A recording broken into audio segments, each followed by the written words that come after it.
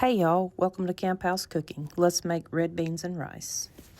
We'll start with 2 pounds of smoked sausage of your choice. Slice it and throw it in the pot to let it brown. While that sausage is browning, we'll dice up our onion and bell peppers. I used 1½ yellow onions and 3 green bell peppers. That sausage is looking good, so let's give that a stir before we chop up our garlic.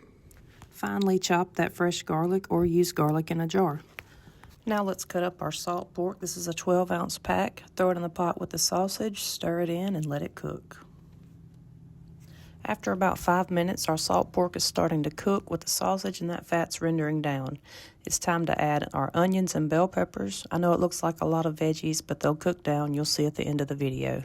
We like a lot of onions and peppers, but if you don't, you can always use less. Stir those in with your meat and let it cook until your veggies start to soften. After your veggies have cooked a few minutes, add your garlic and cook until fragrant, just a couple of minutes. Now it's time to add the smoked pork hocks for some good added smoky flavor. I stirred those in and let them cook and mingle for a couple of minutes. Then I brought the party with a 12-ounce beer. I love to use beer anytime I'm cooking stew, chili, or red beans and rice. The alcohol will cook out, but if beer isn't your thing, just use chicken broth. If you do use beer, just use whatever you drink. I used to buy dark beer for my cooking because everyone said it's better flavor, but I really can't tell the difference. I use whatever beer we have on hand. Today I'm using Busch Light because it's in the fridge and I'd rather save the Michelob to drink. Now here comes the star of the show, the red beans. I soaked these overnight because that's what my mama taught me, but the directions on the bag don't mention soaking. Try it at your own risk. I'm minding my mama. Now we need to cover those beans in water and add our seasonings. I'm using Tony's, Kinder's The Blend seasoning, and about 1½ tablespoons of Better Than Bouillon chicken. Oh, and some freshly ground black pepper. I forgot to video the pepper, but it's in there. Measure with your heart on these. If you're worried you'll add too much, just lightly season here, and you can always add more to taste later after everything's had time to cook and the flavor really starts to develop.